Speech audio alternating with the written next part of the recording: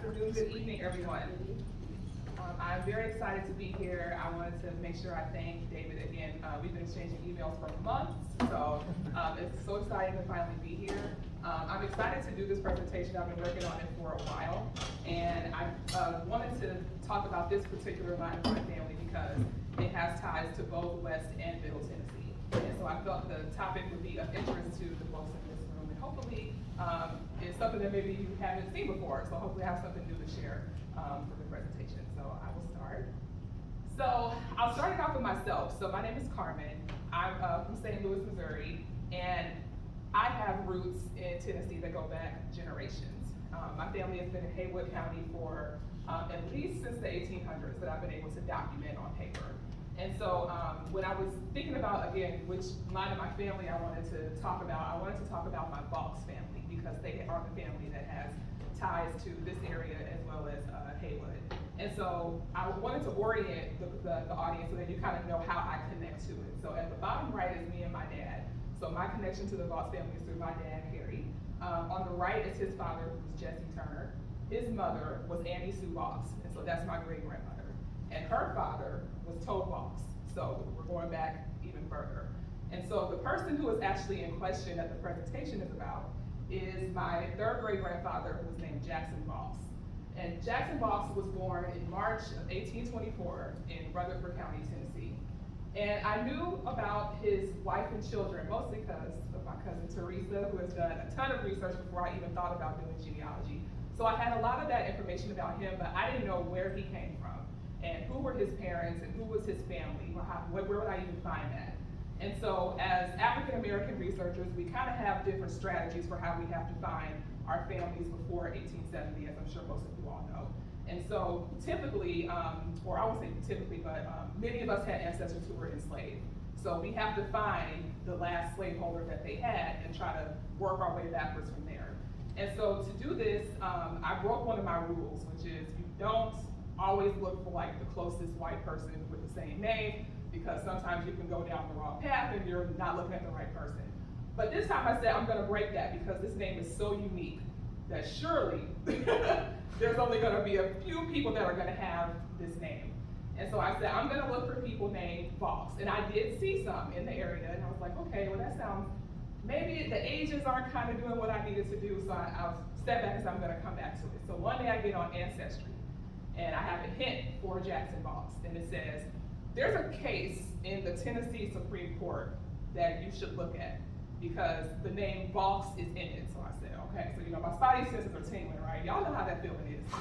And I go and I look at they have the Tennessee Supreme Court has you can go in there and search their index and kind of find it. And I saw that they were fighting over in a state, and it was in, Rutherford County. I was like, I should order this because something's telling me that this might be something that I want to look at. And so sure enough, I ordered the court case, and it was a court case that was called Henderson versus Vaux, which was in 1836. And it's a lot. I'm gonna really try to remember all the parts of it, but I think it's super fascinating. So we're gonna start off with it. So basically there was a man named John Henderson. John Henderson was born in 1765 in North Carolina, and he was married to a woman her name was Sarah also. I call her Sally for a reason, you'll see why. And she was originally from Virginia. Sometime between 1800 and 1810, John Henderson relocated to Rutherford County, Tennessee, and he brought his enslaved people with him. And at that time, around September of 1810, he got married to Sarah Sally, and they had no biological children, so that's a thing to keep in mind for how that plays into this case. And then he died in 1828. So it's like, all right. Then the case goes on to say that he had a will. And his will said that it kind of described what his estate consisted of. So he had land, he had instruments of husbandry, 20 slaves. I was like, okay, because I bet that's what they're fighting over. And all sorts of things that they had in the inventory for him. And his wife, according to his will, was to receive all of his estate, to do whatever she wanted with it while she was alive. When she died, half of it was she could do whatever she wanted. The other half, it had to go to his brothers and sisters and their children. Remember, he didn't have any children.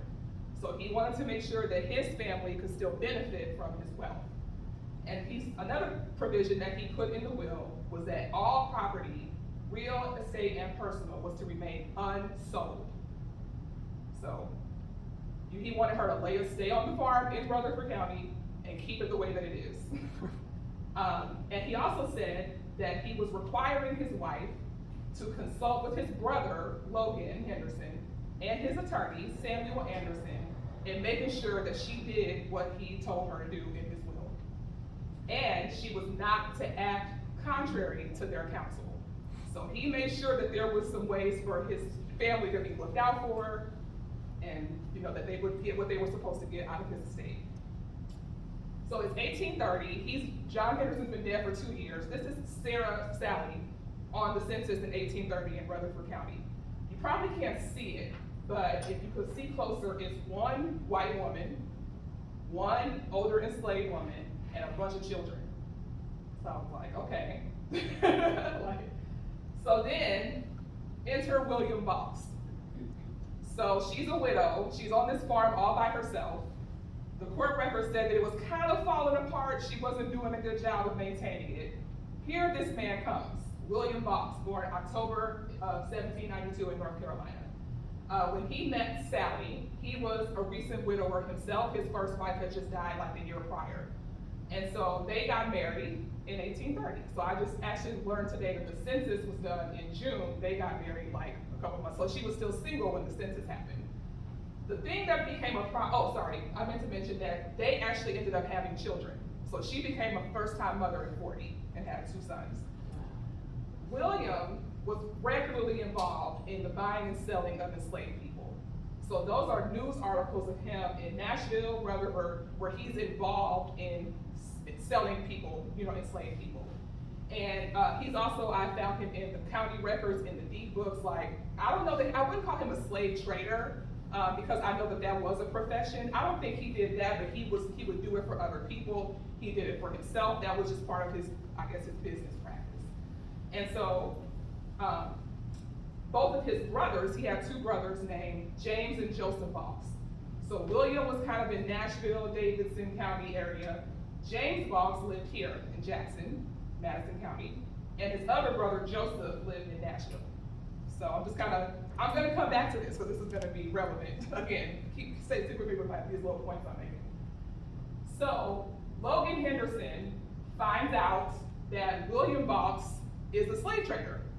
And William Box supposedly let him know, not only am I going to take all of these enslaved people, move them to Mississippi and make them work on my new cotton plantation down there, but you are not getting any part of this estate because I'm now married to Sally, and whatever is hers is mine.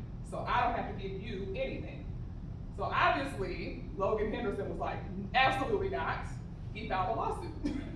And so that's what this case ended up becoming. And so Logan Henderson found out about his plans. He said, I'm gonna file a lawsuit. He did that in December of 1833. So Logan Henderson said, well, I wanna know what's in this estate. And so they had to go back and do a detailed and accurate inventory of the enslaved people in question as part of the lawsuit, which was provided. And eventually it became clear to me that this lawsuit is only about the enslaved people. They're not arguing over land, they're not arguing over cattle or sheep or hogs, they're arguing over these people. And so what blew me out of my seat, so to speak, is that the inventory that they did ended up being a 3-generation family tree from my ancestor, Jackson Box. Wow. It turns out that enslaved woman was his mother, the children was him and his siblings, and their children. So, and his mother's name was Sarah. So that's why I'm calling her Sarah, and the other lady is Sally. So, and I call her mother Sarah. So Sarah is a Black woman who was born in 1791. And that is documented. That's the inventory. So they went and said, this is Sarah, she was born here. This is her daughter Esther, born in 1809. This is her daughter Flora, born in 1810. This is and it just went all the way by generation. 3 generations of people, all of them connected. Now I have other family lines where my people are on inventories, but I've never seen it like this, where they say this is their child and This is the grandmother. So she had 3 generations of her family intact on this inventory. So basically, the verdict came down and William Fox lost the lawsuit because they were basically saying, if you take them out of the state, we have no way of knowing what's happening to our property, so to speak. They appealed it to the Tennessee Supreme Court and they lost again. The enslaved people, as I've learned from reading all these documents, were considered a different type of property than your cattle, your sheep. They were saying, well, enslaved people are different because you could have a relationship with them. You could, come on now. We know what's really going on, but they were considered to be different. So the dispensation of them in a state like this was handled differently than everything else. And so they took that into consideration. They also considered that, and I just learned this, they were called favorite family Negroes. So Henderson wanted them to be together. And obviously having a slave trader come in the mix and say, I'm gonna take them and sell them, that's not part of what they wanted. And the Henderson said, we don't want money, we want the people. So, because they were like, well, what if we put them up for a bond and just send you an inventory every now and then? They were like, no, we want the people. So they were not hearing it. They couldn't guarantee the rights of the Hendersons once the Foxes left the state. So again, if they go to Mississippi, what they do in Mississippi is totally different than what they do in Tennessee. And we don't know their laws. They said, well, Mississippi is harsher on enslaved people, and we don't know how, if they have children, we don't know what's gonna happen to them, which was what they were saying, we have no way to account for if they go down there and they pass away or they have children, how are you going to make sure that we know what's going on? So they, in order to make sure that William didn't disobey, because he clearly has a spirit in him of rebellion, I guess, they made him do a bond for $30,000 with the condition not to remove said slaves in said order and decree mentioned, or any portion of them or their increase, their children, beyond the limits of the state of Tennessee or the jurisdiction of its laws during the lifetime of said Sarah Fox. Then they said, we're gonna put you on the hook for another $6,000, affirming that on the day that she passes away, you have to produce all of these people. So $30,000 in 1836 is $1 million today. Wow. And he couldn't do it by himself. His brother had to help sign on with his brother James. I'm coming back to James. So that's what happened. So they stayed in the area, William and his wife, for some time, but he became increasingly agitated because the Hendersons would come by and check on everything. And he was not having it. He was I'm not here for this. So that's why he packed up and moved to Haywood County. And that's why my family is there. So he didn't want to, he didn't want to be subject to them being able to check on him and monitor him. He was really antagonistic toward them. And even after this, I found him in the deed books, putting him up as leverage for deals that he had going on. So he learned absolutely nothing. And in 1860, they did a census and a slave schedule, as you all know. And he's in Haywood. He moved there again just a few years prior. They did it in June. He had 57 people by this time in Haywood. So remember, before it was about 27 folks. It's now grown to almost 60 people. His personal estate was worth $50,000. So in 1860, that would be about $1.8 million today. And his real estate was worth $16,000. So he was extremely wealthy. But too bad, too sad, his wife died in August of 1860, so right after the census was done. And they updated the inventory because they're still having to comply with the court order. And the thing that I found amazing is that's the new inventory with all the new children, grandchildren, great-grand. There's now almost 60 people. And it specifically says, these are the enslaved people of John Henderson that she had from him. And so they comply. So now I have records showing how my family continued to grow. And so now I know that all of his wealth was my family. That $1.8 million was us. The Civil War began 7 months later. So, and then his William Fox died in 1864. I like to think that he was having a stroke and how the Civil War was starting. So that makes me feel better, right?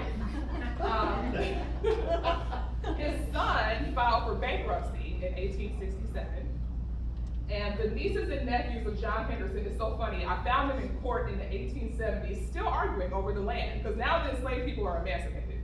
So now they have to argue over what's left. There's a ton of nieces and nephews, and now it's like, well, he had 300 acres, and you can get like 1/1000th of a percent. They were like, they had to just sell it and divvy up the money, because at that point it wasn't really worth it. And what I also have learned recently is that this case set a precedent in Tennessee. There are 20 court cases in Tennessee that have cited Henderson versus Voss as recently as 1976. So freedom, what happened after, right? So on the left is my third great grandmother, Grandma Mealy. That's Jackson Voss's wife. Now I don't have a picture of Jackson, which is unfortunate, but that's his wife. And on the right, if you can see, are their children, their son Ed, their son Tobe, my great great grandfather. Their daughters up at the top, Lily, I think, Edmonia, and one more. Yeah, Susie, yes. And then that's Susie on the right and her grandchildren, I think. So, so we kept going. Sorry, my phone came on for some reason. And so another thing that I think that I'm proud of is that Jackson Voss is one of the founders of Prospect CME Church, which is in Haywood County. It was established in 1868 by a group of enslaved men. And he was a sharecropper. Like he was emancipated and he had to work in farming and sharecropping. I found a few labor contracts for him. Not a whole lot of documentation though, unfortunately, because of that time period. It was still before, vital records were really kept, because that was more of an early 1900s sort of thing. And so, and our family now, so I have done DNA. I have DNA tested myself, but both my parents, my aunts and uncles, my grandmother, my great aunt, she did one, and her kit is what has really allowed me to make a ton of progress. I have found over 80 confirmed DNA matches who all descend from this family. I know there's at least 75 more, I just haven't figured out exactly where they fit in. So there are hundreds of descendants. We get together, we have family reunions, and I just love it. It's very bright and happy picture that, we get together. And so what I want to end on is something that, this might have been the thing that shocked me the most. So remember I told you William Voss had a brother named James that lived here in Jackson, right? How many of you are aware that James Voss is the great-great-grandfather of Senator John McCain? Like we knew, right? Yeah, that's James Voss. John McCain is his great-great-grandson, but what you probably didn't know is that I was a former employee of the United States Senate. And I worked there from 2007 to 2009. And I was there at the time that John McCain was in office.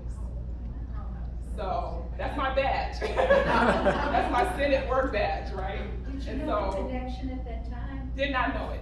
So I didn't do this research until years later. I don't know what I would have done if I had known that at that time. It's probably good I didn't know, right? But I just wanted to end on this because it really just kind of shows like how we think this is so far away, we think it's so distant that it doesn't have any impact on us, but look at how in close proximity I was to someone that had this kind of tie to my family. And so that's all I got. I think I ended a little early, but that's my presentation.